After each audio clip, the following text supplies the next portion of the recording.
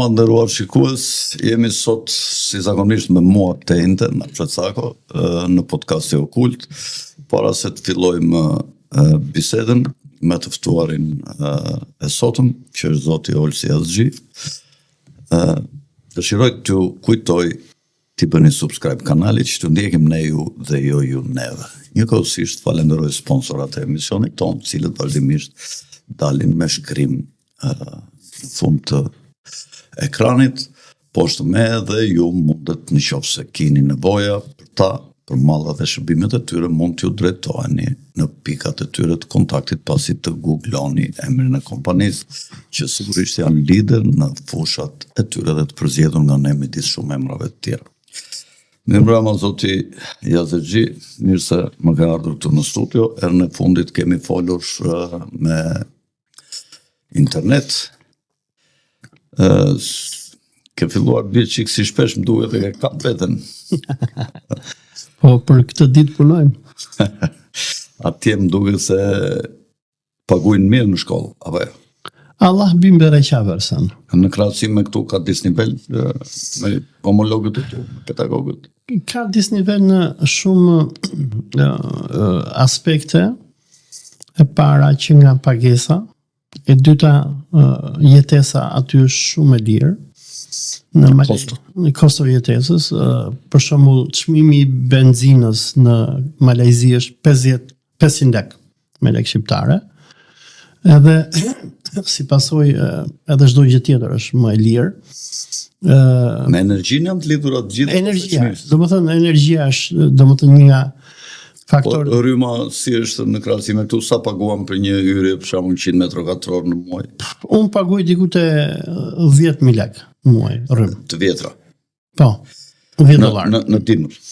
Aty s'ka dimër, se jemi në tropik.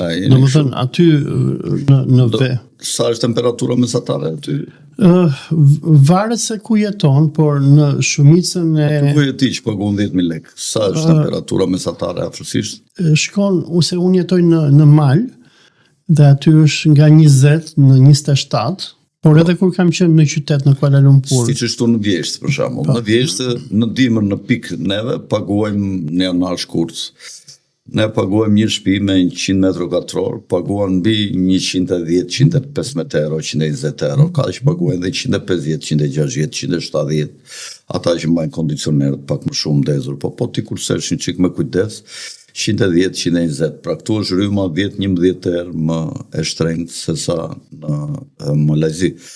Dhe përse për ujë që e zbret, se ne kemi Vasil Allahu nga qielli. Energji nga ujë. Po. Ato hidrocentralit i ndërtuar në vonë e partisë. Janë paguar me qindra mijëra herë. I ndërtoi popull me gjak.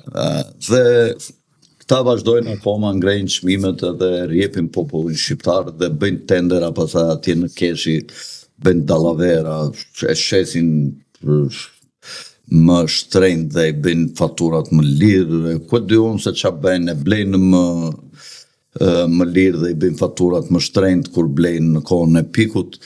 Në një vend që ka burime hidrike pa fund dhe që ne s'kishim nevojë fare të blinim energji, duhet ta plotësonim vete, ta tejkalonim, madje të shisnim energji. Po këtu nuk bëhet asnjë gjë këto 35 vjet, shfrytëzojnë vetëm këto që kanë qenë qysh në atë kohë, disa gjëra u shkatruan, po të shikosh përmbytjet që ndodhin sot, ndodhin se u shkatruan ato rjetet e kullimit, kanalet e kullimit, ato brezi i parë, brezi i dytë, hidrovoret që kanë qenë në atë kohë që s'përmbytesh e kur, as Shkodra, as këto fushat e ndryshme që bien në ujë tash në periudhat e shiut. Pra në shumë pika kemi bërë regres, kemi ecur mbrapa. Po të shikosh bujqësia ka rënje. Nuk jep atë lloj kontributi dhe peshe, jo në përqindje, po në volum, nuk jep me atë kontribut. Lihen tokat djerë, nuk subvencionohen, bujqit shqiptari ikin punojnë bujq në Greqi, mbjellin ullin në Greqi, kur mund t'i mbledhin këtu, mbledhin ullin, kur mund t'i mbledhin këtu dhe këtu s'ka punëtor për të mbledhur ullin në Shqipëri vuajnë këta që kanë fabrika vaj dhe ullishte. Pra një paradoks i madh, zjarret janë shtuar në verë, ka pasur zjarre në kohë të komunizmit, shumë rrallë, binte dhe zjarre shumë rrallë, po të binte bëheshe nami. Kurse tash zjarret, mos them që ka dyshime të mëdha që i vën vetë zjarret, sepse është ajo agenda 2030 që duhet të shkatrojnë ushqimin, duhet të shkatrojnë baktit, që një unë kam pas njojtur, po një Platon Nesturi, një prefekti Vlorës, një maskara që doli dhe ju tha bujshve, tha shidini të gjitha dhe se të gjeni Belani, tha këtë verë, pra agenda për të zhdukur kafshët. Dikur në Kramos, në kohën e komunizmit, kullosni në verë mbi 40.000 kokë bakti. Më kanë thënë ata blektorët që kanë qenë atje, kurse sot si ke as 4.000 nuk i ke. Pra 10 herë më pak. Është një situatë jashtëzakonisht e trishtueshme. Klasa politike e këtyre 35 vjetëve ka dështuar, por kjo edhe për shkak të agendave ndërkombëtare të cilët i çojnë gjërat edhe duke parë leshkët të tillë që edhe të korruptuar si politikanët tanë i çojnë atje në ato ullit e tyre me objektivat depopullimin dhe shkatrimin e shqiptarëve, por kjo ndodhet edhe në vende të tjera, jo vetëm Shqipëria, në Serbi është e njëjta situatë. Edhe në Greqi një gjysmë shteti ka atje, se këtu s'ka fare, kupton. Edhe në Serbi një gjysmë shteti, të ardhurat ekonomike janë të ulta, nuk ka prosperitet dhe zhvillim ekonomik. Olsi, ti ke sa të bënja, një muaj gjysmë që s'ke qenë këtu në Shqipëri? Jo, qenë verë, qenë korik. E ke ndjekur situatën këtu? E ndjek nga larg. Nga larg, po patjetër, mund t'jesh edhe këtu, të rëmosh kazanët e plerave për shembull, edhe jeton në Shqipëri, po s'merr veç asgjë se ç'a bëhet. Mund t'jesh në fund të botës, sot lajmet janë online, mjafton të dish ku të kërkosh, e ndjek situatën, sidomos kur ke shtyllat e të vërtetës në kokë, i zbulon shumë shpejt pasaj se çfarë ndodh. Çfarë të ka bërë përshtypje këto muajt e fundit nga interes publik, domethënë çfarë ke konstatuar në një diçka qoftë pozitive, qoftë negative me artimin e buxhetit, kalimin në parlament, me këto goditjet kundër korrupsionit që po bën spaku në nivele të larta, me situatën e rendit. Çfarë ka bërë një gjithë përshtypje? Çfarë bën përshtypje është që Rama vazhdon ta thelloj shtetin policor në Shqipëri. Deklaratat e tij janë jashtëzakonisht të frikshme. Për shembull, deklarata e tij që në 2026 do filloj të implementoj atë monedhën digjitale. Ajo është një nga gjërat më të frikshme që domethënë kam dëgjuar që mund t'i sillen shqiptarëve. Biles është më e keq edhe se sa sjellja e regjimit komunist këtu në 45-ën. Kjo parajë digjitale fillimisht është implementuar në Kinë, në për këto qytete mëdha, si Pekini etj.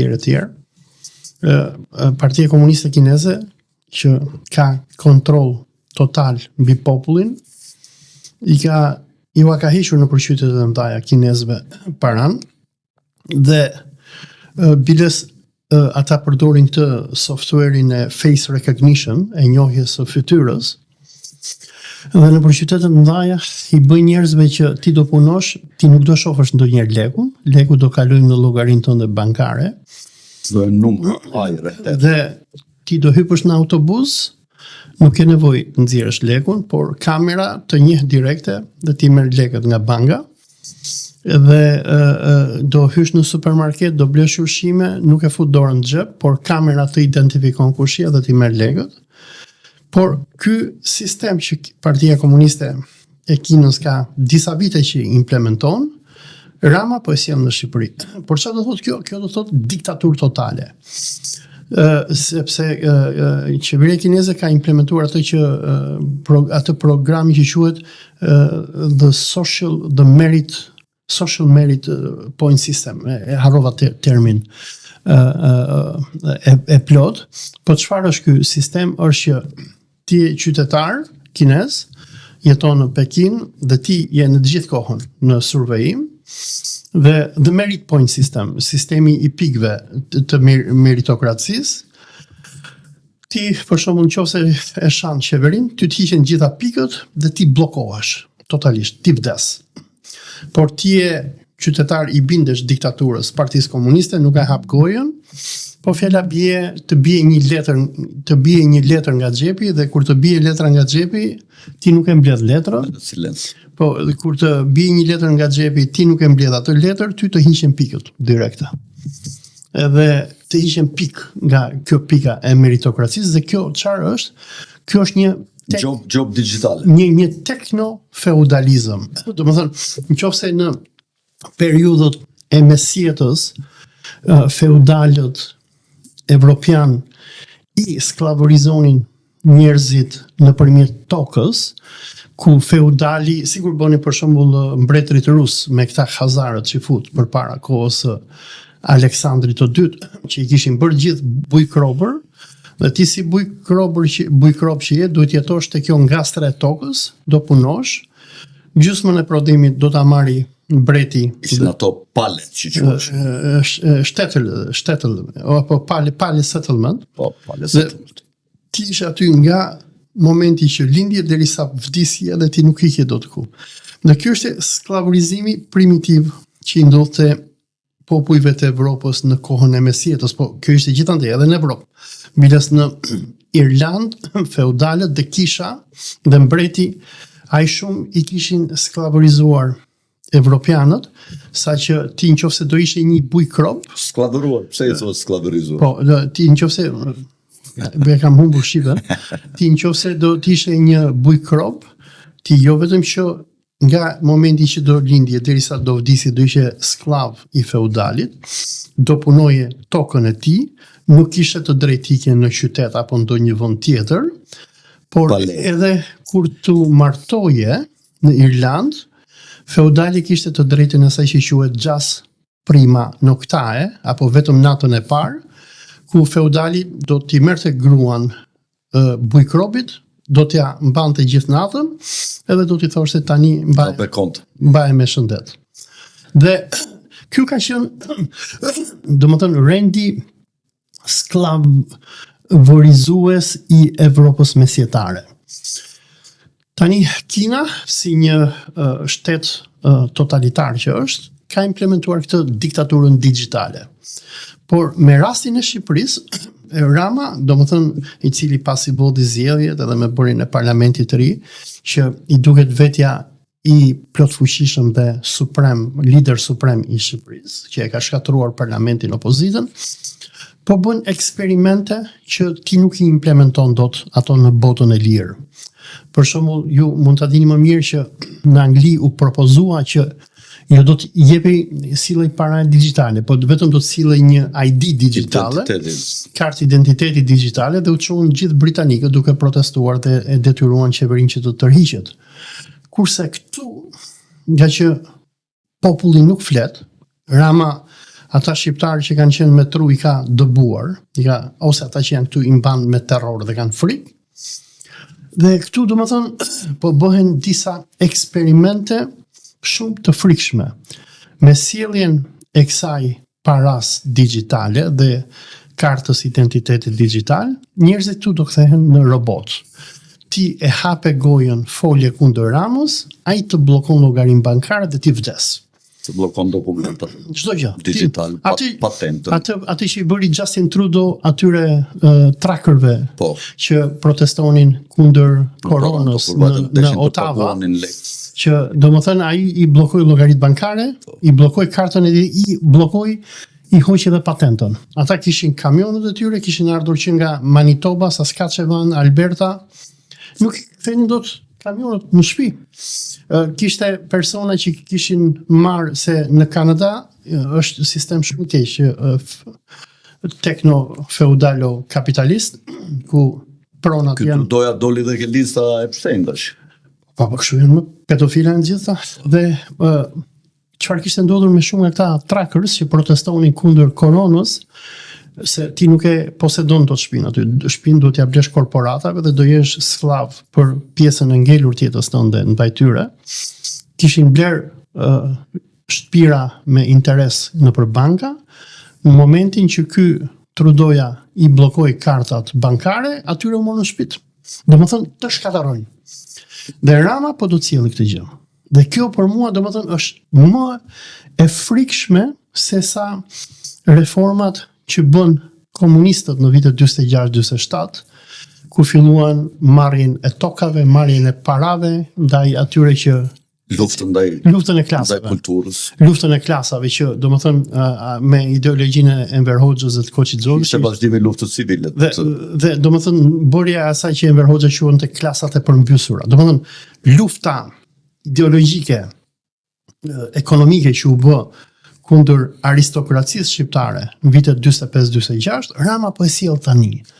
Dhe për habin më të madhe nuk ka fare rezistencë. Se vitet 45-46 deri në vitet 70 ka patur rezistencë, ishin ballistët, zogistët, Abaskupi e tjerë që luftonin diku. Domethënë bënin rezistencë, mitat frash e tjerë, kurse tani s'ka gjë fare. Domethënë Rama dhe regjimi zionist që ai ka sjell bën çfarë të dojë me popullin.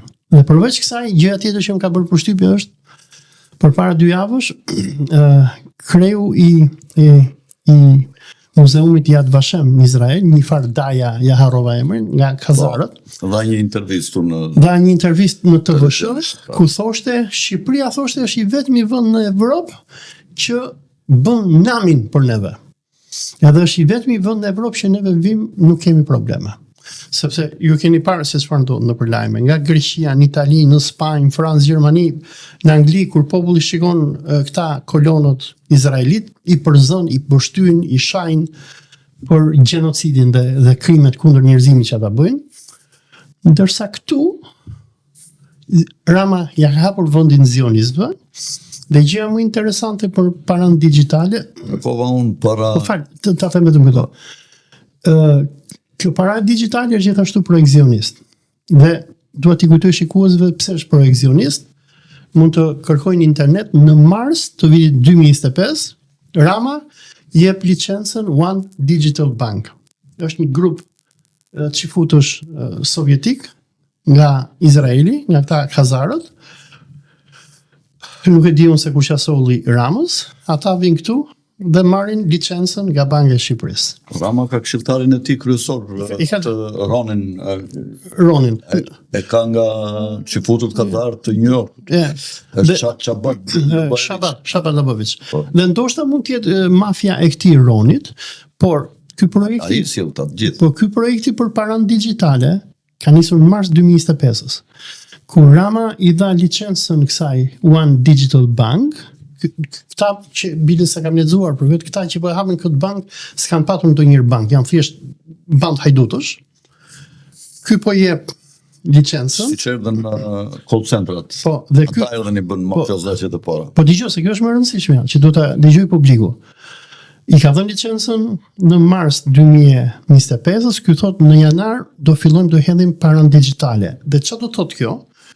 Që gjitha këto bankat e tjera, Raiffeisen, BKT e tjerë, ky do i nxjerrë nga loja. Se gjithë paranë që shqiptarët, për shembull, unë i kam lekët po e zëm te BKT-ja, kur cilë ky paranë digjitale, çfarë do bëj? Ky do ja imponoj me dhunë të gjitha bizneseve në Shqipëri, dyqaneve, deri atyre personave që shesin akullore dhe shesin buk, që pagesat nuk do bëhen më cash, do bëhen me digital money. Dhe ekskluzivitetin e paras digjitale do ta kenë çifutët. Dhe kjo do të sjelli falimentimin e këtyre bankave të tjera.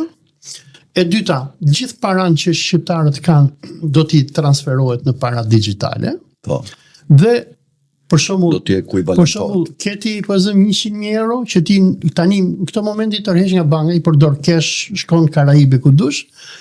Në të moment ti s'ke më para cash.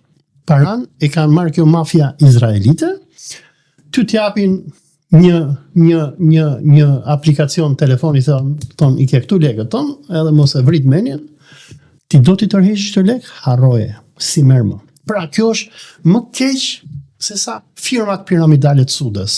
Se të paktën Sudja e gënjente popullin, thoshte fut 1 milion, edhe inshallah muin tjetër do marrësh 2 milion. Edhe kush ishte me fat edhe merrte ndonjëri. Kurse tani kjo që po bën Rama është skem piramidali ku do merren miliona dollar nga shqiptarët, dhe kjo nuk mund të jetë çudi që po pati revolta popullore kundër paras digjitale. Një ditë këta izraelitët po e pan veten keq, thonë okay, ne po shpallin falimentin, dhe miliona dollar që shqiptarët i kanë nëpër banka, zhduken do dalin në Izrael. Besoj e ndjek këtë konfliktin në Ukrainë dhe skandalet që po i ndodhin Zelenskit në këto momente. Shumë nga ministrat e Zelenskit kur vjedhin para, ku hikin? Në Izrael. Do të thënë, Izraeli është kazinoja e botës. Është vendi ku gjithë hajdutëria ndërkombëtare transferon parat që vjedh nëpër botë, dhe është plotësuar pak a shumë profecia e atij burrit që ti i ke përkthyer librin në vitin që bëri atë librin në 1933 kur u bë Mein Kampf, në cilin vit? Në 25. Në 25, dhe aty është një citat, edhe thotë zionistët thonë që duam të bëjmë shtetin ton, se kur të bëjmë neve shtetin ton, ne do t'ju lejmë rahat juve popujt e tjerë. Por ai thotë që kur ta bëjnë ata shtetin e tyre, ai shteti i tyre nuk do të jetë shtet, por do të jetë qendra e hajdutërisë ndërkombëtare, ku këta do vjedhin botën dhe paratë që do t'i vjedhin do i kalojnë aty. Po në lidhje me Spakun, me aktivitetin e tij që është një si kryetem këto javë të fundit, kështu e ke ndjekur në një shikë? E ndjek edhe më bën çudi, domethënë. Janë duke ndruar të Spakut, po ndrohet, është duke u zgjedhur shefi i BKH-s ose i FBI-t shqiptar. Dhe pas më pak se 20 ditësh duhet zgjidhet dhe emri i ri një kryetari të ri të Spakut, Altin Dumani e mbaron atë mandatin. Dhe Spaku është përballë, domethënë, ndryshimeve radikale në kokën drejtuese të vet. Njëkohësisht është hapur një proces penal ndaj kryeministrës. Zvendës kryeministrës, më fal. QKK-ja, që është gjykata speciale për luftën kundër krimit të organizuar dhe korrupsionit, që merr akuzat e Spakut, të prokurorisë Spakut, që është prokuroria e posaçme dhe gjykata është e posaçme, GKK-ja, ka marrë një vendim që me qenë se zonja Balluku është thirrur në gjendje të lirë dhe ka marrë atë padinësje pandehur, Edi Rama nuk kishte dëshirën ose vullnetin ose mundësinë, s'mund të ishte dot për arsye të saktuara, se ajo di shumë dhe nëse flet mund ta marrë me vete. Dhe nuk ka qenë nga ato kockat e njoma, kështu që mund ta kullufiste Rama, i ka bërë presion që ti mos më anashkalon dot. Dhe Rama ka zgjedhur këtë mënyrën tjetër tash që nëpërmjet prokurorisë posaçme është bërë një kërkesë në GKK që gjykata të vendoste heqjen e të gjitha funksioneve publike të pandehurës Balluku, duke argumentuar ose duke justifikuar me faktin që e pandehura mund të vazhdonte, mund të intimidonte dëshmitarët duke pasur fuqi institucionale të madhe, mundet të vazhdonte veprën penale për të cilën ajo akuzohet për korrupsionin, mund të vazhdonte përsëri dhe mund të dëmtonte interesat shtetërore. Si e ke lexuar ti këtë? Tjetë vërtet diçka e tillë apo fshihet diçka tjetër mbrapa, apo ka shkelur në kallën në një vend tjetër ajo dhe i kanë hapur këto letrat e brendshme, se këta qa bën brenda ti nuk e çajnë kokën shumë ndërkombëtarët se qa bën aty për interesat e brendshme. Kur shkel interesat e jashtme diku, pastaj fillojnë të hapin kartat në këto të brendshmet që të mbërthejnë duke pasur Spakun si deep state-in e tyre. Si mash. Si mash. Tani nuk e di saktësisht se çfarë po ndodh, por Ajo që të bën përshtypje është që Spaku është bërë aq i fuqishëm sa që të kërcënojë edhe Ramën. Dhe kjo tregon që mbrapa Spakut duhet të jenë zionistët amerikanë e para. E dyta është interesante se procesin që i hapën kësaj ministres me mbiemër turk, ballok do të thotë peshk në Turqi. Ndoshta ka lidhje me kalimin e parave ndaj kompanisë turke të Erdoganit. Dhe nuk mund të jetë çudi sikur zionistët amerikanë, ndoshta me këtë proces që i hapën ballokës, është që të kërcënojnë Ramën e t'i thonë që nuk do bësh më biznes me turqit ose përndryshe do përfundosh si ajo. Por mund të ekzistojë edhe mundësia tjetër që ndoshta amerikanët me goditjen që po i bëjnë krau djathtë e Ramës, ndoshta po e kërcënojnë atë edhe më shumë që t'i marrin më shumë koncesione dhe ta përdorin, sigur i përdorin gjithë diktatorët në botë, që nga Saddam Husseini edhe deri te Daniel Ortega, i përdorin sa i përdorin dhe një moment i shpallin terroristi, i vrasin, i arrestojnë, i burgosin. Dhe marrin mbështetjen e popullit. Domethënë ky është makiavelizëm i pastër për personat që kanë lexuar Princin e Machiavellit. Rama e thot vetë që mua më duan gjithë varë në sheshi Skënderbej, thot. Po. Dhe Rama është pak a shumë për amerikanët një dead man walking. Dhe atë do ta gjej besojun fati i Ilir Metës, i Sali Berishës dhe i gjithë tjerëve. Dhe duhet kujtojmë diçka që shumë nga këto ligje që ne si shqiptar po vuajmë sot, ligjet kundër pastrimit parave e tjerë, janë kaluar në kohën kur Ilir Meta ishte president. Edhe vetë reforma në drejtësi u kalua kur Meta ishte kryetar parlamentit dhe ka bërë shumë punë që ta kalonte. Dhe amerikanët të gjithë ai realizoi konsensusin mes Berishës dhe Ramës dhe ta kaluar. Dhe amerikanët bën gabimi që bëri dhe Thaçi në Kosovë. Dhe amerikanët po i burgosin udhëheqësit ballkanik që nga Thaçi deri te Meta me ligje që këta i kanë kaluar me duart e tyre. E duhet kujtojmë një gjë që kur ambasadori Donald Lu i bënte presione këtyre atyre për reformën në drejtësi, justifikimi ishte që i thonin që ne po luftojmë tani kroshat, ta islamikët, se në emër të atyre usollën këto nenet për pastrimin e parave, financimin të terrorizmit, se usollën si paket këto. Edhe i hidheshin këtyre ignorantëve shqiptar, i thonin që ne s'kemi gjë me ju, ne kemi me ata islamikët, po janë ca mje krosha këtu të rrugë e Kavajës, se janë terroristë ata dhe pastrojnë legët, dhe ti kalojnë këto ligje. S'kemi gjë me ju. Ja, s'kemi gjë me ju. Firmoseni në qik, futeni duke qarku një qik. Hidheni pak firmën këtu. Dhe ata pa letras të bëjnë asgjë. Këta anglo-amerikanët kanë një traditë shumë ata dhe vaksinat i bën me firmë. Me firmë. Ai të thesh dhe unë s'mbaj përgjegjësi nëse ty të ndodh ndonjë gjë, po firmosen çik. Si firmën këtu. Hedhur firmën. Tash edhe para Zotit janë të justifikuar ata, thonë, ne thonë, ju tham që. Po, ram dakord. Jo edhe mund dëmtoj, do ta bësh ka firmosur vetë. Personat që njohin historinë e botës arabe apo të Kanadas, kanadezët për shembull kur u morën tokat këtyre indianëve indigjen, se toka si fjala bie Toronto, Ottawa, ende sot e kësaj dite kanë emrat e fisëve indiane që kanë qenë aty. Po. Anglezët i shkonin edhe i thonin, çfarë doni ju kuaj, buk, ushqime, rroba, vetëm na jepni në këtë territorin, hidhni firmën këtu, dhe po kanë marrë me firmë indianëve, edhe s'kan çati bën indianët deri më sot. Kështu i kopsit Britania me. Dhe në momentet kur britanikët nuk kanë arritur që të marrin firmat udhëheqësve të botës që ata sundojnë, për shembull Sherif Husseini, që ka qenë mbreti i Hijazit, në atë moment i çuan sauditët që kishin hedhur firmën më herët, Ibn Saudit, i thanë do t'u arrisin çik se janë mbajtur me lekë ta saudët. Në vitet 20. Filloi në 1915 me traktatin e Darinit.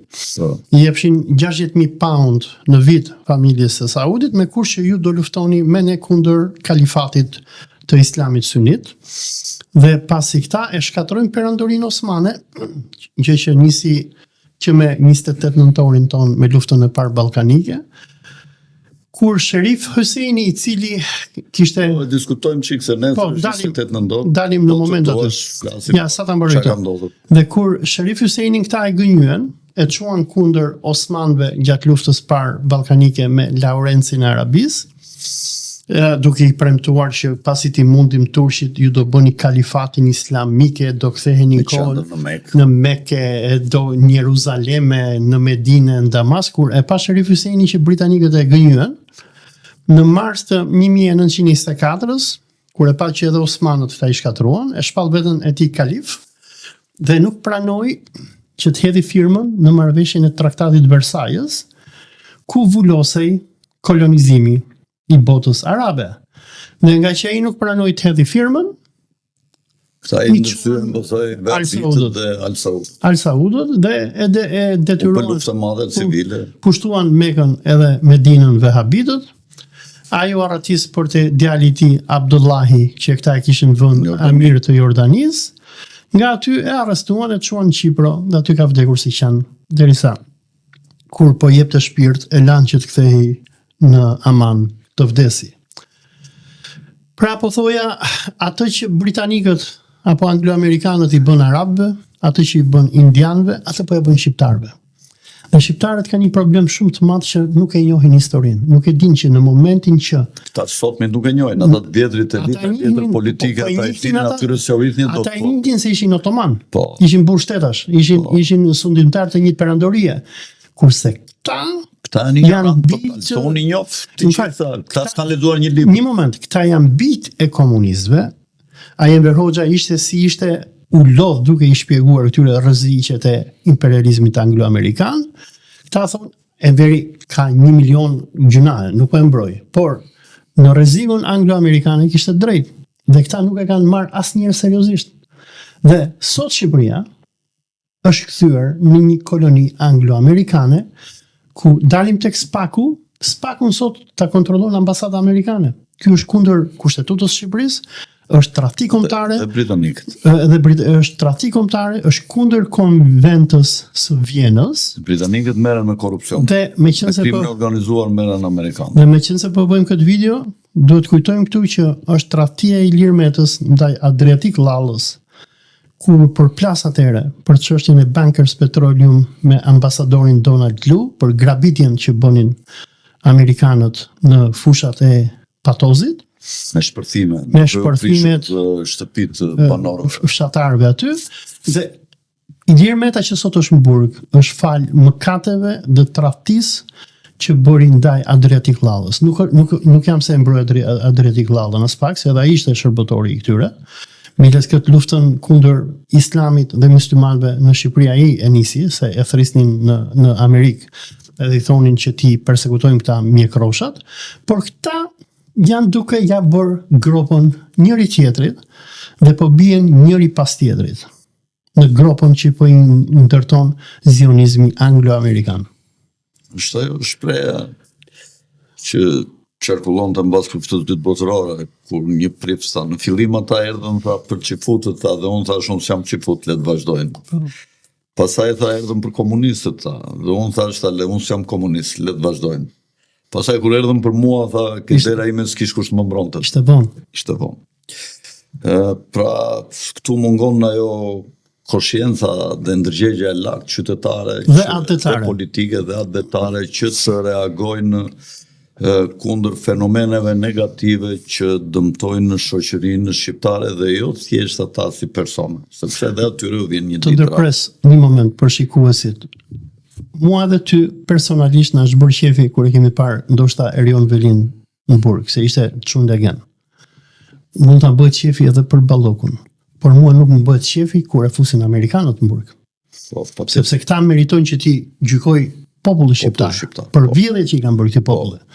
Por këta luajnë në mënyrë perfekte machiavellizmin. Pak a shumë atë që bënte Cesare Borgia kur sundonte Firenzen në kohën e Machiavellit. Vendoste një sundimtar, ai bënte krime vrasje, pastaj thoshte popullit, s'ka gjë, u vrasën këtë, u varte sundimtarin, e populli thoshte, mashallah, është burr i mirë, Cesare Borgia. Dhe amerikanët këtë bëjnë me neve. Sjellin njerëz korruptuar, sjellin hajdut, u thonë që vjedhni, sikur i thonin Erion Velis me kompani, vetëm juve na jepni ne shtetin tuaj. Dhe është Erion Velia nga të parët që i ka futur zionizmin në mendje Edi Ramës. Erion Velia ishte prift protestant, evangelist. Ai është që e futi Ramën, se Rama fillimisht për mua nuk ka qenë kaq zionist. Ishte Velia që fillovi. Biles, ju e mbani mend edhe kur nisi gjenocidi në Gaza, Velia e mbushi gjithë Tiranën me postera, lironi pengjet tona, pengjet izraelite, kupton? Edhe ata e përdorën. Tani thonë, hajde, shihemi pas 20 vitesh. Olsi, nesër është 28 nëntori, këtu do kemi një debat së bashku e parandjej, që biseda nuk do na ecë s'ka që qetë si deri tashi. Ti ke të parin si busull, si besimtar musliman që ke umetin musliman. Qabeja ime është nga Mega, nuk është nga kryegjyshata bekësene. Ne nuk kemi, unë nuk kam dhe për ata që mendojnë si unë, pavarësisht nuk kanë ndonjë gjë me islamin, por e kanë të dytë dhe thonë që feja e shqiptarit është shqiptaria. Kjo është ajo që na bën ne dallimin. Ti je si ata muslimanët e vjetër, thua që çimentoja e ekzistencës së shoqërive muslimane nuk është kombi, po është besimi fetar. Kurse unë them që besimi në komp, në racë, në fe dhe në kulturë është dominant. Mjafton të them një fakt që shqiptarët kur ishin në Stamboll, ose dhe sot në Amerikë, kudo që janë, në radhë parë njën me njeri tjetrin. Nuk rinë me kombësit e huaja, sepse njeri tjetrin njojnë, njeri tjetrin flasin, kanë të njëjtin gjuhë, e ndjenjë që kanë të njëjtin gjak për zakonave të përbashkëta që kanë. Shqipëria madje mund të them që s'ka dialekte, se dialektet midis gekëve dhe tozëve që i quajmë ne gabimisht nuk ndryshojnë 90%. Ne kemi pak a shumë të njëjtat zakone të mira, po dhe të këqija. Jemi shumë mikpritësa të gjithë në çdo cep të Shqipërisë që të shkosh. I dalim për zot mikut kur na vjen që është jabanxhi, nuk e lem në balë në çdo vend që të vej, në ndryshim nga këto vendet e tjera dhe popujt e tjerë që nuk e kanë problem të alçojnë, sepse ashtu e kanë kulturën. Nuk e harrojmë kollaj si të mirën dhe të keqen, dhe për këtë të fundit ne jemi dhe shumë hakmarrës në ndryshim nga popujt e tjerë, ne nuk falim. Nuk e harrojmë të mirë, por nuk e harrojmë dhe të keqen. Kurse në popujt e tjerë dhe e mira dhe e keqja harrohen çik më kollaj. Pra, këto vlera dhe virtyte dhe këto dobësi ne në mbajnë kudo që t'jemi jashtë teritorit popullatave ku flitet shqip, ne në mbajnë së bashku. Dhe kjo tregon që dhe ortodoks, dhe musliman, dhe çfarëdo që t'i ishin, qëndronin të gjithë të lidhur. Madje Karaxhiçi, ai poeti kombëtar serb, kur fliste për rilindjen kombëtare serbe, theshte ne duhet t'ju ngjasim shqiptarëve, theshte. Një shqiptar musliman i vret 10 turq për të mbrojtur një shqiptar ortodoks. Një shqiptar katolik i vret 10 austro-hungarez për të mbrojtur një shqiptar musliman. E kështu me radhë. Pra, shqiptarët fen e kanë pasur dytësore, gjithmonë, dhe të parë, gjithmonë kanë patur gjakun, gjuhën, racën, kombësinë, ngjashmërinë, ADN-n e tyre të përbashkët. Tashi, ta bëra këtë parantezë që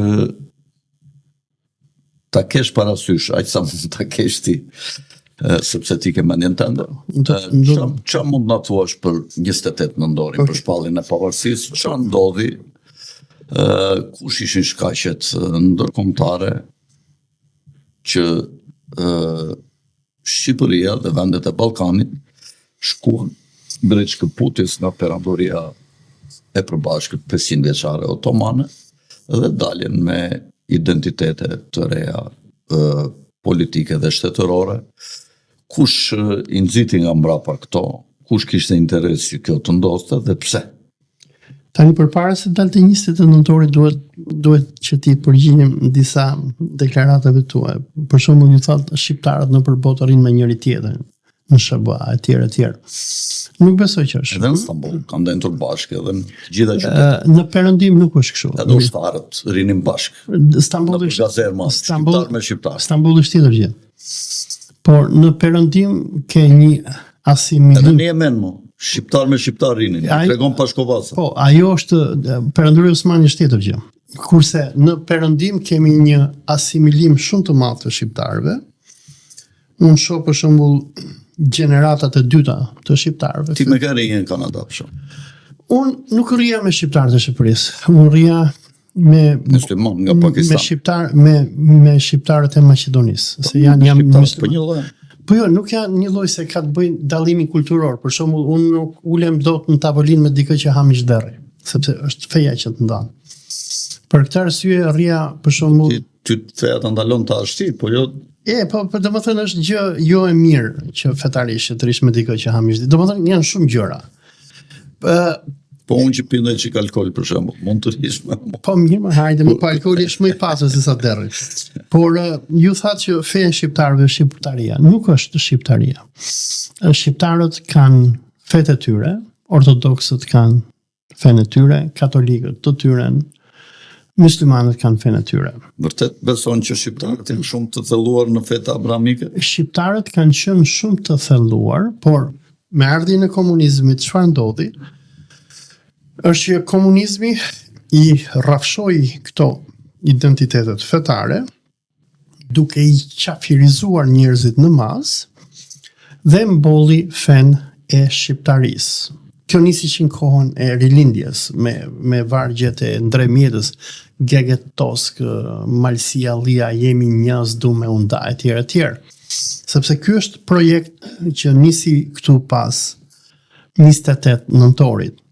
Dhe ajo që ju tha, do më thënë që shqiptarët, do më thënë, kemi fe shqiptarinë, unë do thoja jo. Shqiptarët ndahet se nuk i përgjithsojmë dot. Disa mund ta kenë shqiptarinë, por mua më kujtohet një thënie e Mitat Frashërit në vitet Sot duhet ti? Për çfarë? Për sot po flet që apo për të kaluarën që disa thua e kanë shqiptarinë. Edhe sot. Disa e kanë sot. Po unë nuk e kam fe shqiptare, unë kam islam. Jo, disa. Po disa absolute. Jo, nuk është shumica absolute. Kanë ndryshuar gjërat, Fredi. Unë njoh shumë musliman ritualistë që në këtë pikë ndahen me ty. Janë të parën kanë atë dhënë komsin. Dgjoj, por është edhe presioni politik, ë? Për shembull, unë jam unë i njoh muslimanët. Unë rri me muslimanët. Se mo presioni u bën kur flas me ta dhe i shikoj se çfarë thon. Kanë frikë ata. Kanë frikë nga mua? Jo, nga sistemi. Se për shembull nga mund me sistem? Jo ti. Po ti je njeri i medias. Dhe për shembull, unë njoh shumë musliman që mua ndryshe folin në kafe, ndryshe folin kur dalin në televizion. Biles muç nana më thotë më që ti i vetmi që flet troç, se ka shumë musliman dalin edhe mundohen që të jenë politikisht korrekt, se në këtë vend po mos jesh politikisht korrekt, po mos jesh me Ramon, me rilindjen, me këto tezat dhe mitet që u instaluan me krimin e Shqipërisë, këtu të persekutojnë si puna ime, të heqin nga puna. Por unë do thoja që do të përmendja këtu një citat nga Mitat Frashëri ku thoshte para, domethënë kohën e tij, thonë e pyetën shqiptarin do të çojmë në Skëter. E ke dëgjuar këtë? Ai tha sa paguajmë. Dhe kjo është e mund që nuk janë shumë të thelluar mbas feve abrahamike. Thuaj edhe në ta dëgjojnë dëgjuesit. Por çfarë tregon kjo? Se domethënë Mitati ishte produkti rilindjes i fundit Osman dhe krimit shtetit shqiptar. Dhe ai kur e përmend këtë çfarë do thotë? Që feja shqiptarit nuk ishte shqiptaria në atë kohë, por nuk ishte as fetë abrahamike, por ishte paraja. Pra është një popull shumë materialist. Tani, dalim tek ajo që ju thatë për që jemi popull hakmarrës e tjerë. Nuk jemi vetëm neve hakmarrës. Në perandorinë osmane, kjo ka qenë veti e popujve malsor. Dhe shqiptarët si popull malsor që ishin pak a shumë njësoj sikur çeçenët, sikur gjorgjanët, popull që vinin nga malsitë e perandorisë osmane. Por kur vjen puna në perandorinë osmane, ju keni drejt që shqiptarët qëndronin me njëri tjetrin. Dhe të përmenda përpara se të hynim këtu në studio një fakt nga Koçibeu. Koçibeu ka qenë këshilltar i Sultan Muratit të katërt, ai mbahet pak a shumë si Richelieu-ja. 1650. 1630-ën, edhe shkruan një traktat për sultanin që quhet Risale, që do thotë letër, ku ai në atë kohë i ankohej do ta përkthejmë ne së shpejti. Inshallah. Ku ai i ankohej sultanit, se domethënë kishte filluar të dobësohej shteti Osman. E thot dobësimi, thot po na vjen thot nga që kanë filluar të hynë në ushtri turq, cigan, çifut. Dhe banorët e qyteteve po hynë në ushtri. Dhe i thot sultanit që ta mbajmë shtetin e fortë, shteti duhet mbahet nga Devshirmeja. Devshirmeja ishte institucioni Jeniçero Bektashian. Dhe thot në ushtrin thot duhet ta mbajmë me shqiptar, bosnjak, grek, bullgar dhe armen. Pra në perandorinë edhe serb. Pra në perandorinë osmane, shqiptarët ishin elita sunduese, se këtu do dalë edhe te 28 nëntori. Dhe shqiptarët ishin pak a shumë sikur janë çifutët sot për Amerikën. Domethënë sikur ne themi, shiko, gjithë këta sekretarët e shtetit janë çifut, janë nga Ukraina, nga Polonia. Ajo që ndodh në Amerikë, ndodhte në perandorinë osmane. Pra, perandoria osmane ishte produkti Ballkanit. Se kush e krijoi perandorinë osmane? Ishin dy element. Njëra ishte dera e Osmanit, që ishte familje me origjinë oguze solgjuke, nga erdhën gjithë sultanët Osman, po rritnin vetëm nga baballarët, se nonat i kishin të bardha, i kishin bullgare, shqiptare, greke, serbe, dhe ishte institucioni Jeniçerëve, Bektashit. Pra ishte një aleancë ndërmjet shqiptarëve që dominonin ushtrin, se ushtria ishte, domethënë shteti Osman ishte një shtet ushtarak, dhe nga ushtria ta më pas dominonin administratën, dhe sultanët ishin thjesht ata që kishin titullin honorific. Dhe po të shikosh historinë e perandorisë. Pra, edhe mund të përmbysin një sultanet, vinin një tjetër. Këta përmbysin sultanët, këta i shdukin sultanët. Dhe përmbysin Kazanin. Dhe shkatrimi i perandorisë osmane vjen me Mahmutin e dytë.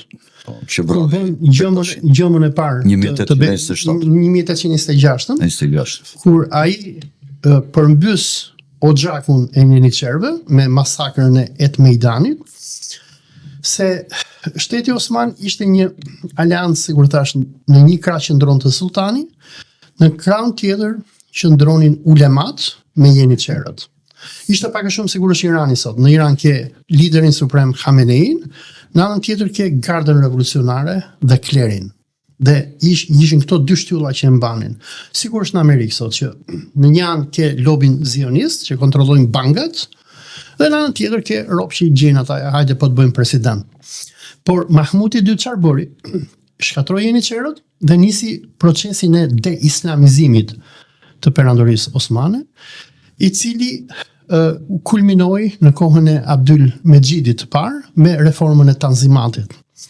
Dhe po shikosh, kur u bë reforma e Tanzimatit, gjithë Ballkani u dojsh, sepse u quan shqiptarët, u quan bosnjakët, gjithë po luftonin, sepse me Tanzimatin sultanët Osman i hoqën privilegjet këtyre myslimanëve të bardhë, dhe thanë, ju tani do trajtoni njësoj me grekët edhe me serbët. Dhe përveç masakrës së Jeniçerëve, për mua perandoria osmane era në momentin në Ballkan, në momentin kur Mahmuti i dytë, që ishte një ordiner, një pjanec, një vagabond, një budalla, vrau Ali Pashajin. Me vrasjen e Ali Pashajit, Ballkani u zhduk.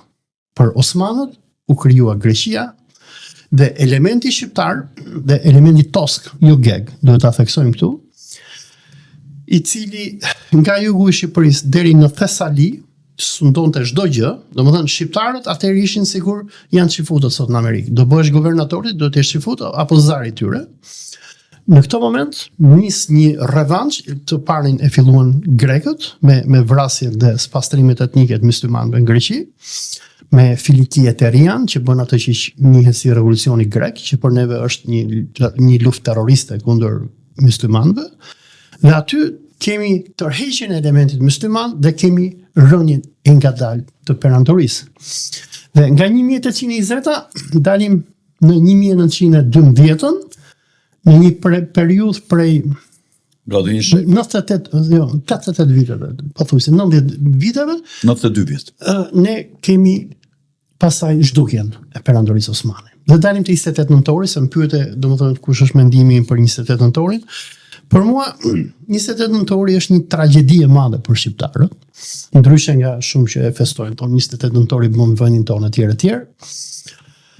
Është një tragjedi se shqiptarët humbën një perandori dhe fituan një ministet.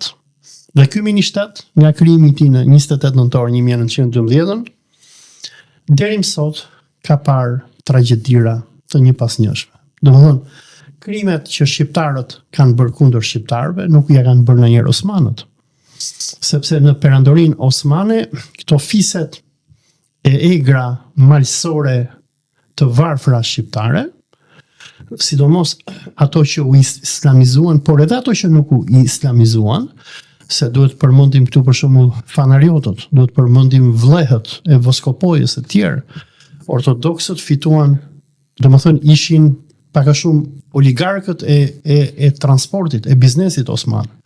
Dhe ishin që nga Fanari në Stamboll deri në portin e Janinës, edhe trajtoheshin sipas asaj dhimis, si quhesh, trajtoheshin me ishin biznesin ata. Domethënë ata ishin, nëse myslimanët kishin shpatën dhe administratën, ortodoksët kishin lekun edhe tregtin. Dhe për shembull në rastin e Koçibeut ishte mysliman, vllai e kishte ortodoks. Ku domethënë brenda një familje, që përmend edhe ti më herët që shqiptarët rinin me njëri tjetrin. Koçibeu është shqiptar nga Korça. Nga Korça. Pra, do të them që brenda një familje një vlla bëj mysliman, dhe do bëj sadrazam apo vezir, vllai tjetër rrinte në kishë, bënte tregtin, thoshte hajde tek unë, thoshte s'ka problem. Ti e ka unë jam mysliman, nuk prish punë. Ka qenë kjo tolerancë se ka qenë një aleancë fisesh. Dhe ajo që përmenda nga Koçibeu i flet Sultan Muratit aty si shqiptar, i thot, shiva thot, do ta kemi në pushtetin, mos i sill ta turqit, thot se këta janë ignorant, edhe ciganët. Prandaj për mua, domethënë 28 nëntori, ndryshe nga mitografia shqiptare e feston si ditë të madhe, për mua është ditë zije dhe vajtimi, sepse në 28 nëntor e para është mit se Shqipëria nuk u krijua në 28 nëntor, u krijua në korrik. Harrova datën, ndoshta 30 korrik vitit 1913, kur fuqitë e mëdha të Evropës më në fund vendosën krijimin e shtetit shqiptar. Dhe e dyta është në Londër, në konferencën e ambasadorëve. E dyta është që 28 nëntori ishte një shfaqje teatrike e austriakëve, ku ata, tani që po bëheshin bisedimet në Londër për të ardhmen e vilajeteve turke, do ta thaksojmë të Janinës, të Shkodrës, të Manastirit dhe të Kosovës, kishin nevojë për një atë që quhet në anglisht facts on the ground, apo fact në ambient, për t'i bërë presion francezëve dhe rusëve që nuk donin krijimin e një principate shqiptare. Dhe deri në dhjetor, se unë kam bërë doktoratën për këtë, dhe i kam lexuar arkivat e Londrës edhe të Vienës edhe të Vatikanit, deri në dhjetor të vitit 1912, konsensusi në konferencën e ambasadorëve ndërmjet britanikëve, gjermanëve, austriakëve, habsburgëve dhe italianëve ishte që nuk do kishte një Shqipëri, por do ishte një principat autonome osmane.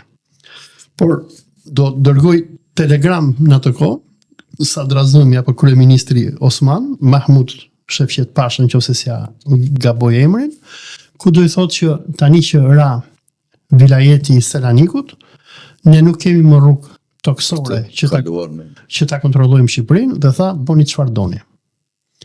Pra, 28 nëntori është mit që neve bëm, sidomos lebrit, unë jam gjysmë lab vet.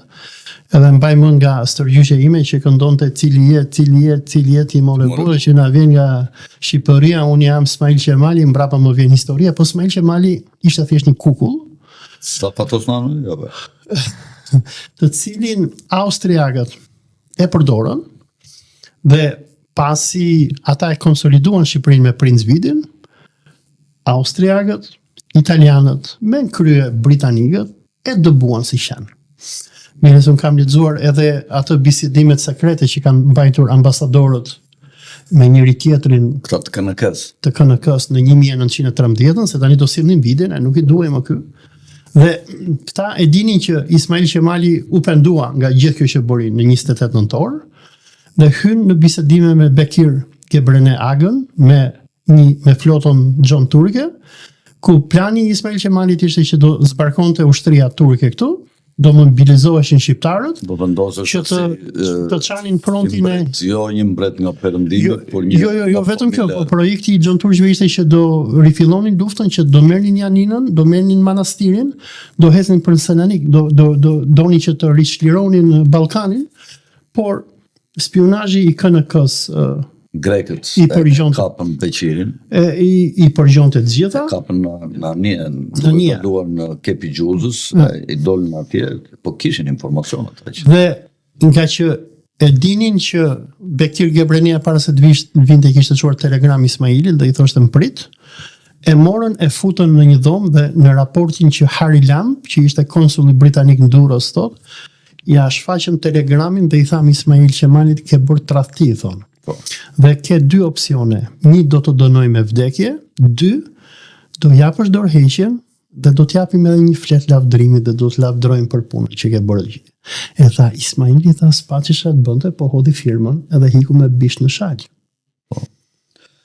Ismaili ka që Mason, po legjend, agent grek, agent anglez. Të dy përfunduan shumë keq, dhe Ismaili dhe Sati që krijoi qeverinë tjetër.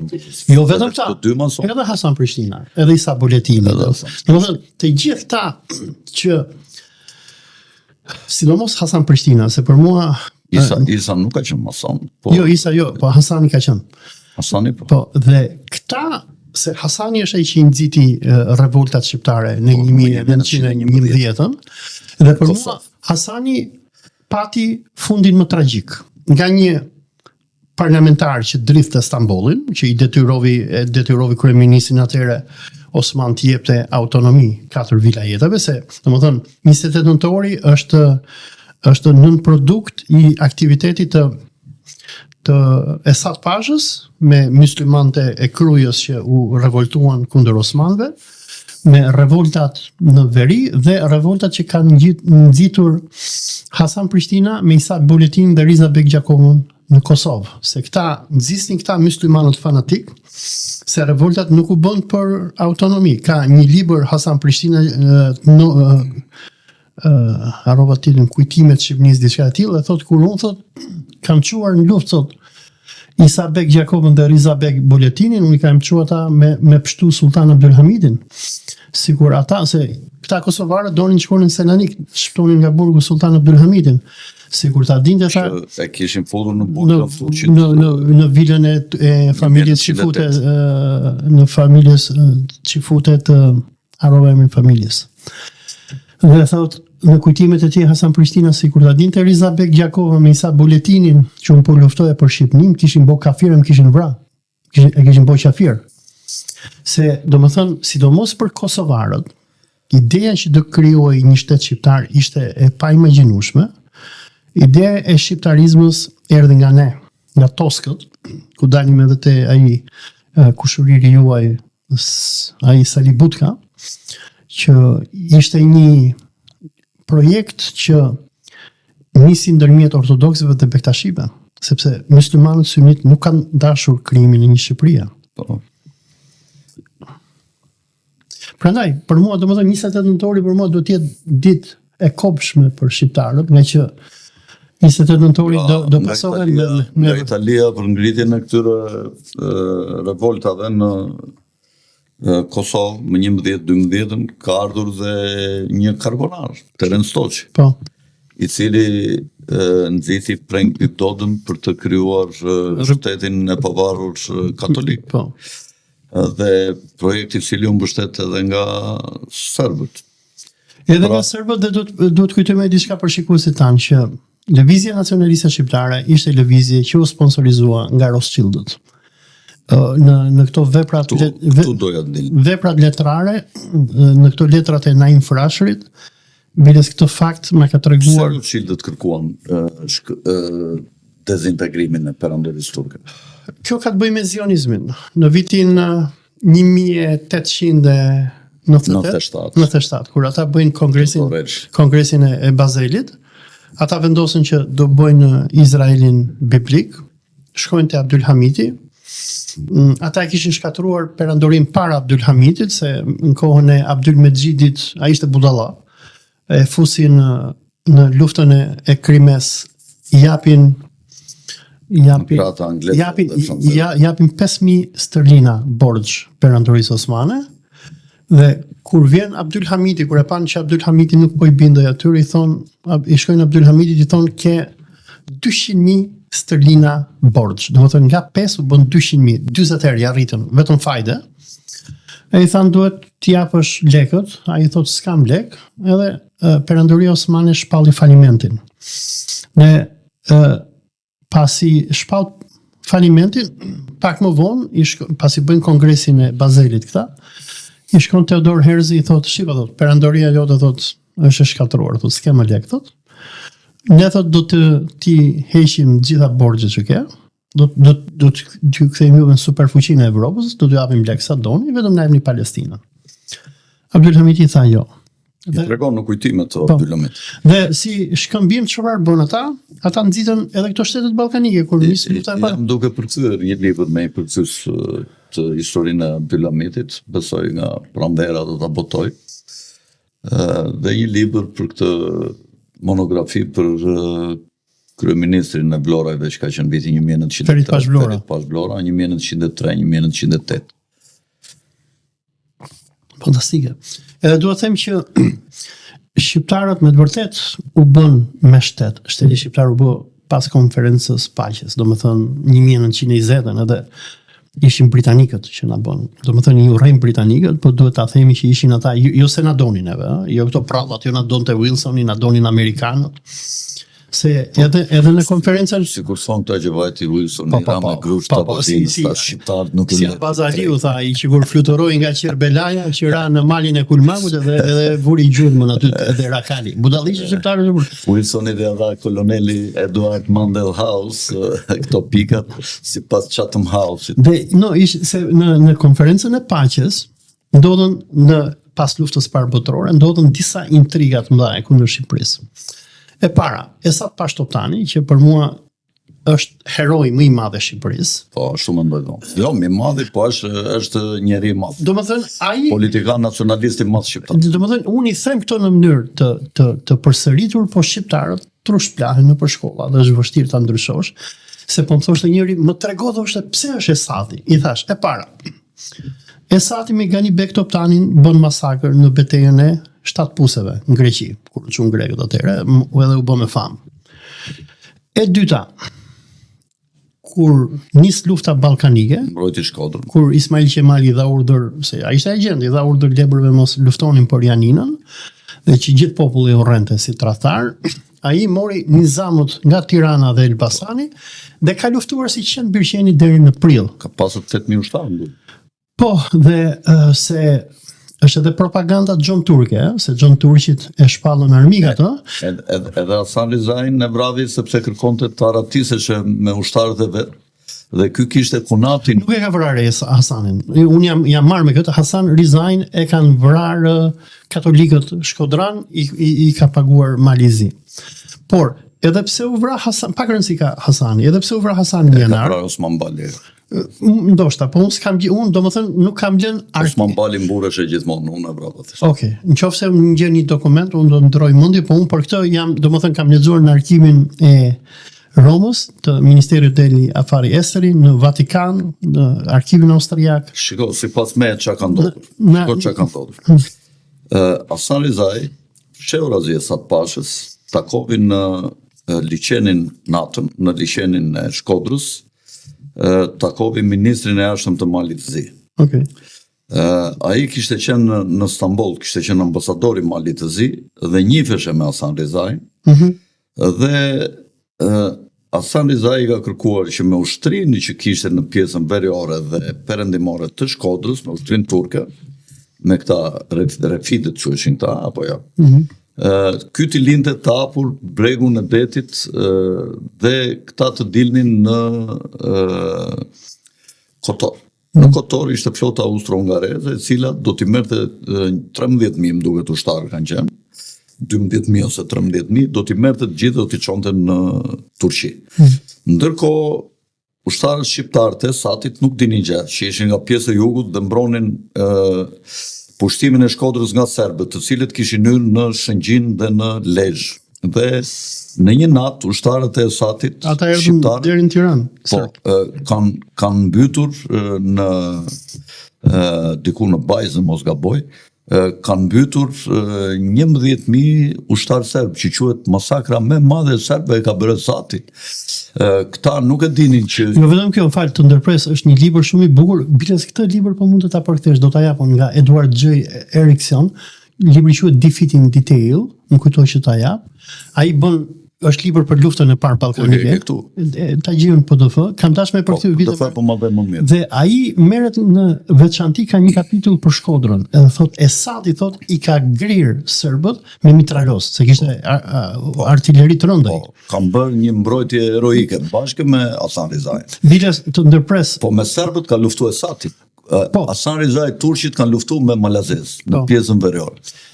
Dhe serbët që ju bëri një kurth ushtria e Esatit të shqiptarëve, ja u la vendin e hapur dhe i rrethovi dhe i detyrovi të hynin në kjo zona me kënet që ishte, këta nuk e dinin se ishte natë, nuk e njihnin vendin, edhe të goditur nga njëra anë, menduan që shpëtonin duke ikur nga perëndimi dhe nuk e dinin që ishin duke hyrë në kënet dhe filluan të mbydeshin dhe të vdisnin natën nga i ftohti, sepse ka qenë dimër, ka qenë janar më duket.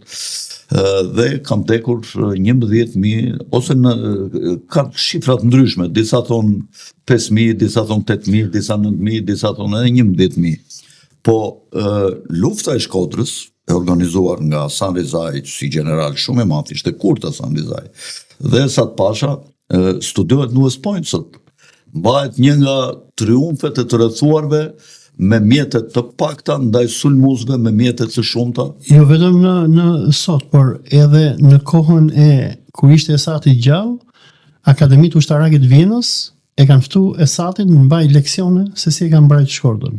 Dhe pse të ndërpres vetëm një moment. Pse thashëm që Esati është hero? Sepse plani fillestar i konferencës ambasadorëve ishte që Shkodra do bëj kryeqytet i Malit të Zi. Po. Dhe arsyeja pse ne sot kemi Shkodrën, nuk i kemi as nga Skënderbeu, as nga Edi Rama, as nga Enver Hoxha, i kemi nga Esat Pashtoptani, domethënë kushdo që do ta gjej këtë, dhe që shkon në Shkodër duhet ta di që nëse shkon si shqiptar, domethënë një merit të madhe Esat Pasha që këta që shkojnë vëjnë statuja të jo non Tereza, jo ku dëgjon, jo këta priftrin katolik, Shkodra duhet të ketë statujë të Esat Pashës. Dhe e këtë super dokumentuar. Dhe ta mbaroj pse e vrapi Hasan Rizaj. Hasan Rizaj bisedoi me ministrin dhe ata i thanë do të lëm rrugën e hapur, largoni. Mirë, ndërkohë të ndodhur brenda rrethimit serb nga jugu dhe malazezët të cilët do ta kishin tash më të lehtë luftonin me 7-8.000 shqiptarë, se sa edhe me 13.000 ushtarë turq, shqiptarët do të binin në një terrori të papar, do të masakroheshin. Esati që e mori vesh nga kunati vet, i cili ishte doktor, se kishte gruan turke. Ai ishte mjek e mori vesh nga këta të shtabit që ai kishte ikur natën dhe kishte biseduar dhe e thiri për t'i kërkuar llogari. I dha, si do ta bësh ti veprim të tillë, dha, do ikësh e do na lësh neve vet, ne erdhëm të shpëtonim juve dhe qytetin nga masakrat e malazezëve, ju kërkoni të largoheni. I tha, ke folur, ke biseduar, tha, ti thanë dje natën, a një ditë para, 2 ditë para, me ministrin e jashtëm të Malit të Zi në liçenin e Shkodrës, edhe i paraqiti fakte. Ky para fakteve e pranoi, tha, po i kam bërë të gjitha. Dhe kur doli ai dha urdhër Osmanbalit për ta ekzekutuar. Ai ka jetuar dhe 2 ditë, mbas u plagos rënd, jetoi dhe 2 ditë dhe Esati i ka vajtur e ka kërcënuar në shtëpi. Do më lesh mua, komandën i ka thënë, sepse nëse s'më le mua, do t'rregoj se çfarë ke dashur të bësh, çfarë lloj tradhtie ke dashur të bësh.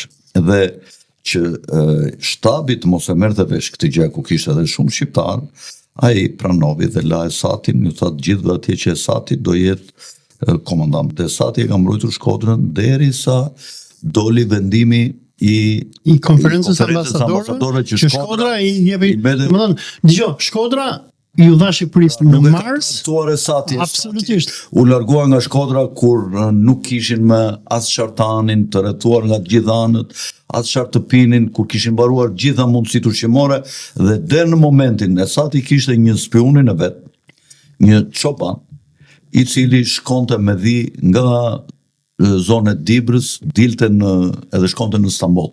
Dhe Esati ka mbajtur komunikim me ministrin e jashtëm turk. Dhe Ministria e Jashtme turke ka informuar nëpërmjet këtij çobanit, e ka informuar që Shkodra mbeti e Shqipërisë. Dhe në atë moment kur Esati nuk kishte më njerëz, ushtarët ishin duke vdekur nga uria në Shkodër, ai hanin mi, ai u detyrua pasaj në vore pemësh. U detyrua bëri atë marrëveshjen dinjitoze, që nuk u prek asnjë shqiptar. Nuk u prekën armët, ka dalë me armë. Dhe kanë dalë me dinjitet, dhe jo me kokë të ulur, po me kokën lart, kanë dalë. Kanë dorëzuar qytetin. Po, kanë dorëzuar qytetin, të cilin ata nuk e gëzuan dot, ashtu siç e vetëm e mbajtën ata, edhe erdhën britanikët, erdhi flota britanike austriake në Burg dhe i detyruan ose do dini ose do të bombardojmë. Tani dalim prapë tek Esati, se e lam për gjysmë atë figurën e Esatit. E para, Esati është heroi numër 1 i luftës parë ballkanike por ushtrim turke. Gjithë frontet turke ra Selaniku me tradhti, ai Esat nuk e ka patë emrin edhe i Selanikut. Një shqiptar ishte. Jashiti grekëve. Kolonialist. Jashiti grekëve. 2. Esat Pashanina. Jo, ai u rrethua dhe nga bullgarët dhe nga grekët, dhe ai nuk e u dha bullgarëve. Ja dha grekëve. 2. Esat Pashanina, që rezistoi deri në janar, duket apo në shkurt, duke mbrojtur Janinën. Ran të gjitha frontet. Edhe nga frontet e fundit që ka qenë Adrianopoja apo Edirneja. Kurse rezistenca e Esatit deri në prill i çmondi turqit, i çmondi austriakët, i çmondi gjithë fuqitë e mëdha. Vetëm të lexosh bisedimet në konferencën e ambasadorëve, thotë çfarë po bëhet aty. Domethënë ra Turqia, hiku gjithë Turqia evropiane dhe Esati bëri dhe një gjë. Kur erdhën trupat malazeze, e uli flamurin turk nga kalaja dhe ngriti flamurin shqiptar. Jo, nuk ka ngrit flamurin shqiptar, për këtë ose kanë qenë të dy flamurët. Ka mbajt flamurin turk edhe me flamur turk ka hyrë në Tiranë, sepse Jo, sepse shiko, Esatin e bindën dhe i thanë që në qoftë se do ngresh flamurin shqiptar, nuk quhet që kanë pushtuar një kala armike, po quhet që kanë pushtuar një vend me të cilin nuk janë në luftë, edhe nuk do t'ju njihet pushtimi. Dhe Esati ja ka kërkuar këtë edhe Hasan Rizai, që krahas flamurit turk të mbante edhe flamurin shqiptar. Për mua nuk është e vërtetë. Po nuk duhet të rinë në këtë detaj. Tani duhet të them këtë, se po të hyjmë me këtë do flasim deri nesër. Po duhet të them këtë. Ai rezistoi, Shkodra kthye në Stalingradin e luftës ballkanike, u kthye Stalingrad, u shkretua Shkodra nga topat e gjylet e plumbat që luftë të mërshme.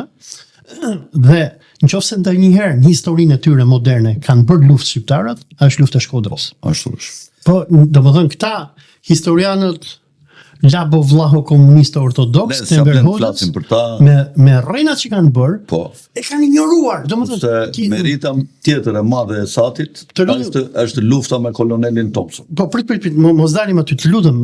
Thompson ishte tradhtari më i madh i shqiptarëve, ne mbajmë mend. Ai ishte kolonizator, ai ishte pler. Po ky Rama e diti çfarë bëri, ky sa erdhi në pushtet 2016. Kurse Enrico Tellinin që ka dhënë jetën për shqiptarët, domethënë ne kemi anashkaluar. Rama kur erdhi në pushtet një rrugë i vuri emrin e këtij Maskaraj, e këtij po mbushur më kanë 10 rrugë nëpër Shqipëri, e këtij Kuislingu.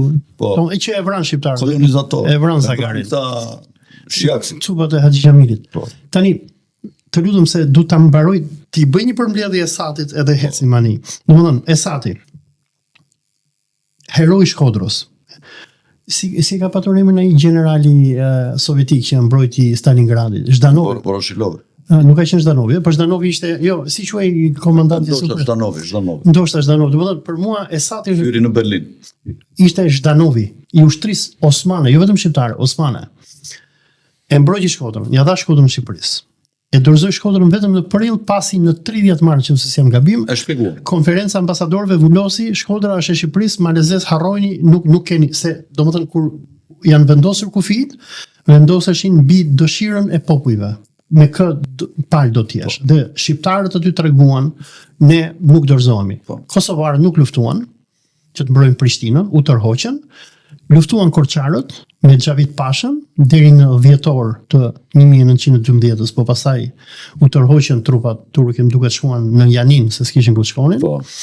Dhe Shkodra tregoi që ishte qytet 4 sipërisht shqiptar dhe nuk ishte asnjë mënyrë që ta rrëzonin. Se katolikët u bën me malazez. Po, u bën me malazez. Kundër ushtrisë turke dhe kundër dhe një nga arsyet pse Esati urrehet është pse ai mobilizoi elementin musliman. Kanë rënë shahid që nga redifët e Elbasanit, Tiranës, Shijakut, deri nga Dibra, kanë ardhur që kanë edhe kosovar që kanë luftuar për Shkodrën. E dyta, kur doli nga Shkodra, sigurisht ishin përthama Gjishamilizve që luftuan. Edhe tregon kujtimet, më fal një minutë, tregon kujtimet. Po, ta mbaroj burse po heq fillin. 2. Kur doli nga Shkodra Esati, doli, sikur e përmend edhe ti, me ushtrit plot. Mori topat, mori mitralozët, mori artilerinë e rënd turke. Dhe në qoftë se ke lexuar letrën e Princ Vidit, kur Princ Vidi lë Shqipërinë, që shkruan kujtimet e vet, thot në Shqipëri, thot në 13 thot kishte vetëm 2 qendra pushteti. Njëri ishte Ismail Qemali, që ishte një hajdut që kontrollonte portin e Vlorës, që e mbanin për tradhtar dhe urrente dhe familje vet. Dhe dyta thot ishte njeriu më i frikshëm dhe më i armatosur i Shqipërisë, Esati, që kishte statusin e një heroi, dhe që kishte një ushtri moderne me standardet e kohës. Sa i mori gjithë ushtrin turke, u vendos në Tiranë. Biles edhe oficierët turq që kanë marrë në Tiranë, deri vonë.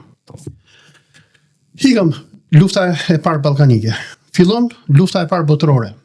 Në një kohë që këta të Vlorës ishin gjithë tradhtar, ishin me Habsburgët, Esati ka rezistuar në Tiranë dhe ka bërë luftë me austro-hungarezët, i ka godit me topa. Po kur e pa që ishte ushtri e madhe, u tërhoq në Serbi, nga Serbia shkoi në Selanik, se duhet dalë te konferenca e paqes. Në Selanik themeloi dhe ka qenë me fituesit me Francë. Po pra se aty duhet dilje te 1920-ta. Si komunist. Themeloi qeverinë shqiptare në Mërgim, në Selanik. Dhe bashkëpunonte me francezët, me italianët për shtirimin e Shqipërisë nga austro-hungarezët. Kur mbaron lufta, bëhet konferenca paqes, Esati shkon aty i ftuar si presidenti i Shqipërisë. Ky ishte statusi i Esatit. Se duhet dalte anglezët. Por edhe pse ishte presidenti i Shqipërisë, prezenca e tij tani ai u kthy në problem për italianët. Se ndërsa ishte me italianët edhe me francezët në luftë kundër austriakëve dhe osmanëve dhe gjermanëve, tani ata nuk e donin. Ishte pro-gjerman në fillim, kur erdhi viti, por për shkak se këta ju kundërbuan dhe deshin ta vrisnin, atëherë u kthye me se nuk e donin mbret Shqipërisë ata, donin Vidin, prandaj u bë armik me ata. Jo, shiko pse u bën. Po të lutem, mamon. Po jo, është e rëndësishme kjo. Po mamon mos e mbajnë Është e fillim. rëndësishme Po mi kjo. më brava. Esati u bë asë me Vidin, sepse Vidi dërgoi Frashin me Që bëj paqe me andardët. dhe bëri protokollin e Korfuzit. E Korfuzit. Të cilin e kundërshtoi Esati çmërësisht në ato takimet që e nxiste mbretin koloneli Thompson për të nënshkruar për Bernomet e i madh. Eksakt. Dhe Esati kërkonte të merrte ushtrinë i tha Princ Vidit nga tha Palacio, ke frikti atje sa bregrisur grek, tha, po ata i dëbojon tha për 3 ditë, tha. Mje purdëri, tha, dhe ta shikosh ti s'do mbetet kam për Po Esati dogji, më fal, u grind me Thompsonin, i cili e qelloi me top në shtëpi mbi krevatin matrimonial. Pra Esati ka luftuar me ata për të mbrojtur jugun e Shqipërisë, për kufin. Dhe kjo është shumë e rëndësishme. Dhe dua të them, vazhdoj me Esatin. Esati tani shkon në konferencën e paqes në Versailles, pal fituesa. Edhe nuk e dia ke lexuar, e ka botuar më duket Neritan Kolgjini vite më herët fjalimin e Esatit, që thotë ne jemi palfituese ne fituam, ne luftuam krah me ju, kemi të vërar, duam që Shqipëria të shpërblehet me territore. Ai donte zgjerimin e Shqipërisë, jo kjo që është sot. Nga që kjo bë problem, italianët paguajnë terroristin Avni Rustemi që kemi edhe sheshin. Vetëm kjo, kryesorja, ishte nafta. Jo, do të thënë nafta. I kërkuan, i thanë, do të mbështesim, po të na japësh naftën. Ajo i thanë, nafta është pasuri e popullit shqiptar, tha, dhe unë s'bëj asnjë pazar për naftën. Dhe u bë pazari me Shqippash Elbasanin, dhe u vendos të bëhej kjo konferencë. Po, një moment. Kongresi Lushjes, ku vendos vrasja e Esatit. Me britanikët, me kompanitë e naftës, Rockefeller, e kanë vrarë Esatin. Tani, unë çfarë di është që Esati hyri në bisedime me britanikët dhe bëri kongresin e Lushnjës. Qeveria që doli... Një moment. Unë kam bërë intervista edhe me nipat e Osman Balit dhe Esatit. Kongresi Lushjes nuk njojti qeverinë e Durrësit, e vendosi kryeqytetin në Tiranë, nuk njojti Esat Pashën si përfaqësues. Një minutë, unë do të tregoj dokumente. Lexo bisedimet e Kuvendit Kombëtar. Janë fjalimet e Mytesim Këlliçit, që ka qenë deputeti i Durrësit, i Durrësit. Dhe kur hyn qeveria që doli, ja marr me këtë temë në detaj. Kongresin e Lushnjës e bën konsuli Eden, britanik, me këtë Eriksonin, Telford Erikson, që ishte konsul amerikan. Në Itali. Këta, por ishin britanikët. Tani, çfarë ndodhi? Për dalim pak te konferenca e paqes. Edenin deshin ta vrisin italianët një moment. Projekti italian ishte me qeverinë Quislinge të Durrësit, të Mehmet Konicës dhe Luiz Bunçit, Shqipëria do bëj koloni italiane. Nuk do kishte Shqipëri, naftën do e vidhnin italianët.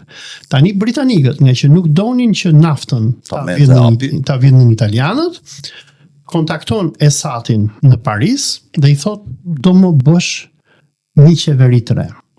Dhe Esati në bashkëpunim me këta toskët që e vranë më mbrapa, bëjnë kongresin e Lushnjës, dhe kur hyn në Tiranën atyre u ka hap Osman Bali. Pa Osman Bali nuk hynte do njëri në Tiranë. Dhe në krye të qeverisë Lushnjës vun nipin e Esatit, Ahmet Zogun.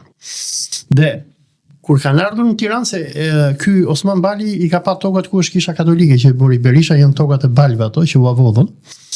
Dhe kur janë botuar ato quhet bisedimet e Këshillit Kombëtar, bisedimet e parlamentit, kur është mbledh parlamenti në Tiranë, aty në mënyrë zyrtare i është quar ftesë Esatit, se ky ishte marrëveshja, Esati duhet vinë në Shqipëri si presidenti i Shqipërisë. Në momentet kur Esati po bëhej gati që do vinte, sipas konsulit amerikan në Beograd, Alban Young, ishte kjo klika masone e Durrësit, që merr këtë vrasësin me pagesë Avni Rustemin, italianët, shërbimi sekret italian Xhevat Korça dhe lekët, Xhevat Korça ishte shoqëruesi dhe përkthyesi i Eriksonit.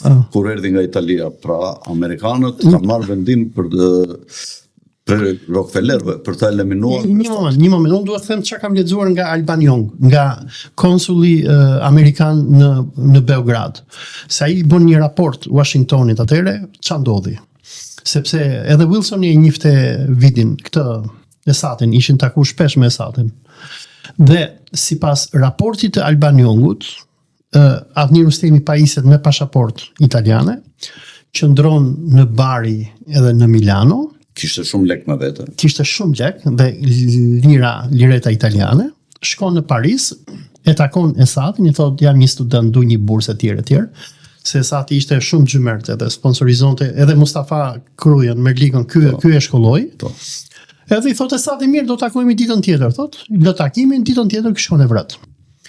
Dhe tani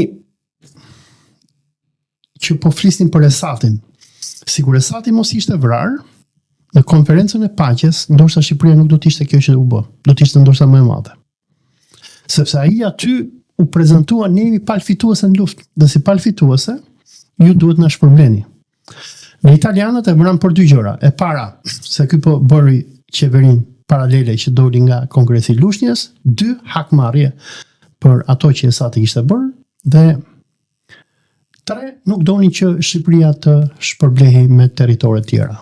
Ky ishte presatin edhe donin të mbanin ato ata se konferencë e fshetë e ambasadorëve në Londër 15-ën i dha të drejtën Italisë të merrte Sazanin, Vlorën deri në derdhjen deri në qafën e Llogarat dhe derdhjen e Vjos. Italianët mundësisht do donin që të ishte doli nafta. Mundësisht do donin që të mbanin atë traktatin e fshehtë Londrës, të cilin botoi Leon Trotski, bolshevikët pasi rrëzuan qeverinë e carit dhe botuan. Britanikët i mashtruan italianët atje me atë traktat për të mos e lënë Italinë të rishisen në anën e gjermanëve në luftën e dytë botërore, në gjysmën e luftës të parë botërore. Dhe i mashtruan dhe pasaj Edeni nxiti luftën e Vlorës për t'i dëbuar dhe për t'u thënë italianëve që janë nuk është se i prishëm firmat që kemi hedhur, po ju shqiptarët ju hodhën det. Dhe edhe gjë tjetër, britanikët në vitet 1920, ndoshta deri në 25-ën, kishin shumë interes në Shqipëri. Por kur e kuptuan që s'kishte shumë vajguri, se nuk e qunin naftë atëherë, e qunin vajguri, më pas ja lan italianëve, edhe u tërhoqën. Dhe pastaj, domethënë nga 25-a e mbrapa, ne kemi zjerimin e influencës italiane këtu, derisa e pushtuan në 1939. Po dalim prapë te Shqipëria. Domethënë 28 nëntori nuk është data e krijimit të Shqipërisë. Për mua Shqipëria, nëse do flasim në mënyrë de facto, krijohet me konferencën e Lushnjës. Se deri atëherë kongresin e Lushnjës, se domethënë deri atëherë nuk ishte asgjë gjë. Dhe 28 nëntori është një super përrall. Po pra që pashën çfarë mendim ke kështu? Një minutë para se dalte ai qifi. Për mua Ismail Qemali është si ky plumpilin që vlla, që thotë po bëj qeverinë e Vlorës, po marr këtë, po marr ata. Domethënë ishte një prall më mbret, ishte kot, ishte askush. Por personi plumpilin që është produkt i deep state-it, nuk është nava. A thoi që nuk është bulla? Mos beso këto që thon këta, jo është i Ramës, jo. Unë nuk e besoj kështu. Është produkti i deep state-it dhe i projektit që kishte deep state-i për krijimin e arkshigjit muslimane ballkanike. Por Trumpi duket që anulloi atë projekt pas takimit me Putinin. Po nëse mos e zgjatëm. Për Aqifin ke ndonjë mendim? Person kemi ero të madh Aqifin, ti çfarë mendim ke?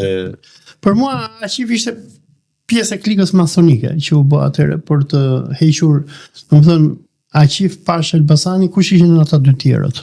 Që u bë kjo që u krijua kjo regjenca. Regjenca, domethënë, këta ishin një katolik, edhe një musliman, edhe një ortodoks.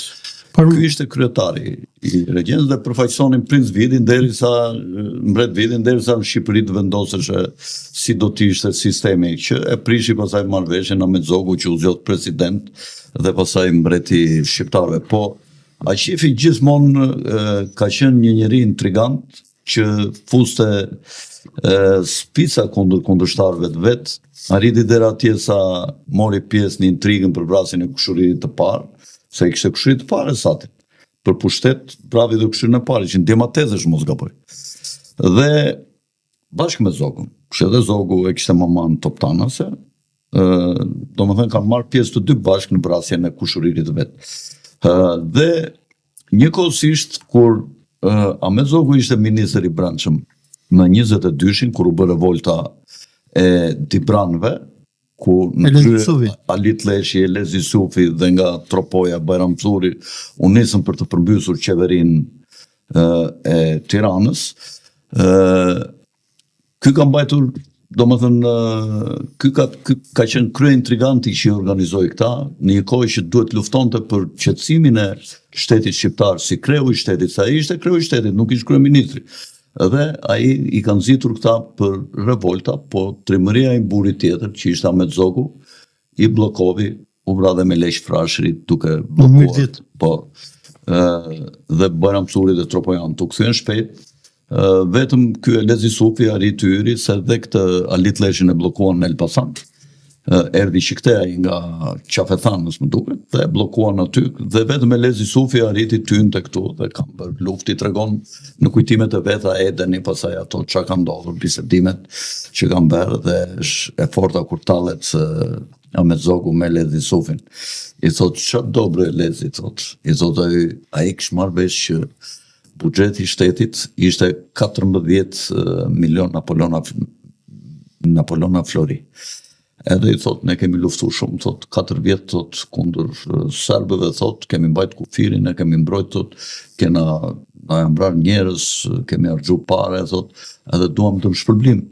E i thot, po sa e mendon këtë dëmshpërblimin ti? I thot, e fiksi, thot, as më pak, as më shumë, 14 milion folon atë, edhe bisedimet i kam bërë në Durrës, e i thot, zogu, thot, unë të jabë bre lezi, thot, po kamalin tëmë, thot, se do bjesh në bela. Pse i thot, thot, po ku do t'i gjesh kaq mushka, t'i qosh ati në Dibër, thot, është problem për mushka. Thot, ti mjetë Floririn, thot, se mushka t'i gjejun, thot, për t'a të quari. Kërë lezi Jusufi ka qenë si zanë qa uqe bërë, por e Qeren Bejvlora të regon një gjë shumë interesante, se kjo është ignorant. Thot, kur u mundën nga ushtria zogut, e shof Elezin duke i qaj, thot, e ke lexuar këtë pasazh nga e Qeren Bejvlora, dhe thot, qa ke mërë Elezit?